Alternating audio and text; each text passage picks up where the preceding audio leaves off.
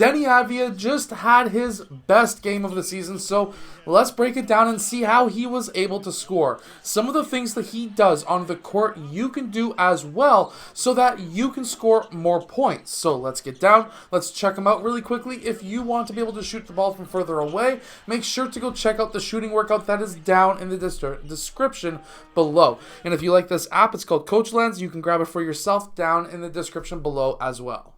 Okay, so in this clip right here, we have Deni, and when he receives this pass, as soon as he gets it, watch what he does. He essentially lands on both feet. Now, yes, while you generally should land on 2 feet, he's more or less landing on his right foot first, then left foot second, and there are different reasons for this. So by landing on 2 feet at once, that makes you balanced, and it can create the ability so that you can use either foot as a pivot foot. However, if you can time it so you can go right, left, that will actually give you more speed in the direction of the foot that hits last, which allows him to be able to get past his man with 3 dribbles. Now, why is 3 dribbles so important? You always want to try and keep your attack dribbles under 3, preferable 0, but generally 1, 2, 3 steps is preferred. He then gathers that ball, takes 2 big steps, and goes off of 2 feet for that floater. Being able to go off of a 2-foot floater is very important. It gives you balance on your way up, and by having balance, if you do get hit, you are still going straight up, which makes your shot more accurate. Now, being a trailer is sometimes something that a lot of players don't like to do, and they will generally jog up the court. But if you are a trailer and you are spacing the floor, which we have a guy on the wing, guy on the other wing, and you are spacing the floor, if you can sprint down middle, well, guess what? You have him who is taking the sideline player. He's taking the sideline player because he's obviously got the ball. That leaves the whole middle gap wide open to attack. And because of this, he is able to get that ball back, and because the defenders are split and there's a gap right between them, he is able to use that to his advantage. He's able to get that ball up early before he gets hit by the defenders so that he is able to then finish at the rim. By keeping that ball high, you are going to be able to show the referee that there is fouls happening if there are fouls. I really like how this screen is set right here, because a lot of players, if they want to set a screen on this side, they would have set the screen here. That would have forced Deni Avdija to be cutting this super wide. Because this guy is forcing him towards his right side, the screen that's essentially a back screen here is what allows Deni Avdija to be able to get to that rim a lot faster without having to curl around the screen. That is what allows him to get to that rim. 2 attack dribbles, did you notice that? 1 and 2.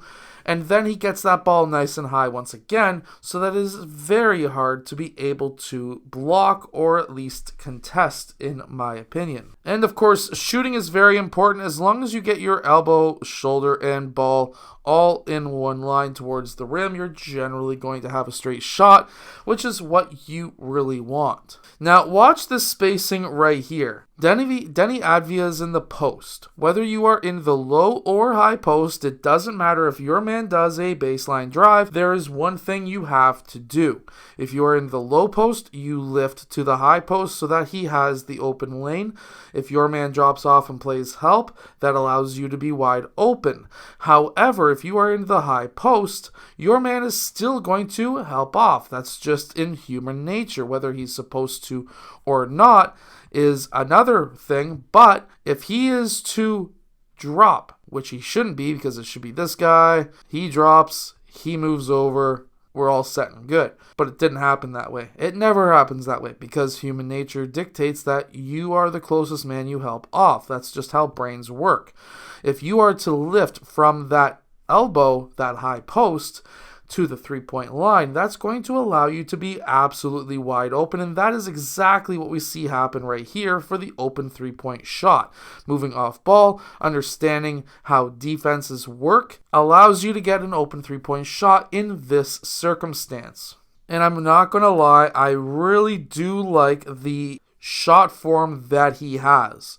This is not a shot breakdown video, but feet, knees, as well as hips, shoulders, all pointing the same direction, not pointing towards the rim.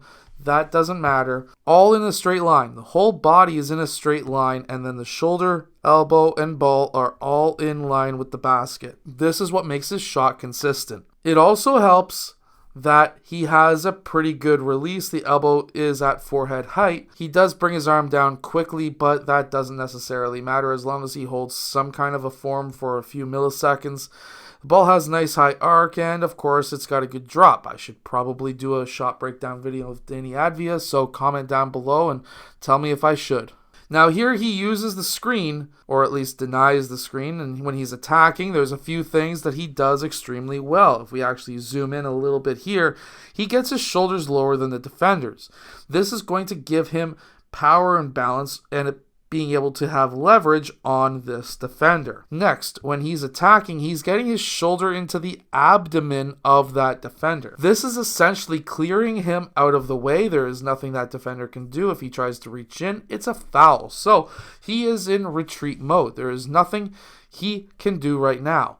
And because there's only 2 attack dribbles, and now because this guy is literally right beside Deni Avdija, watch what Deni does. He does a quick one long step that slows his pace. Remember, you don't always have to attack the basket at 100% speed all the way to the basket. He was probably only at 70% of his speed back here. Now, he's going, let's call this 70% because it's definitely not his fastest. At this point, he is going to do a quick Euro towards this side.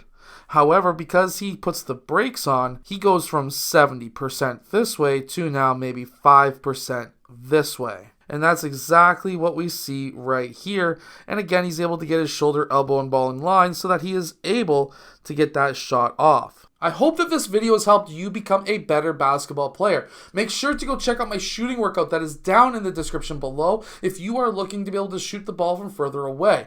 I'll see you guys again in my next video. Hit that like button and subscribe.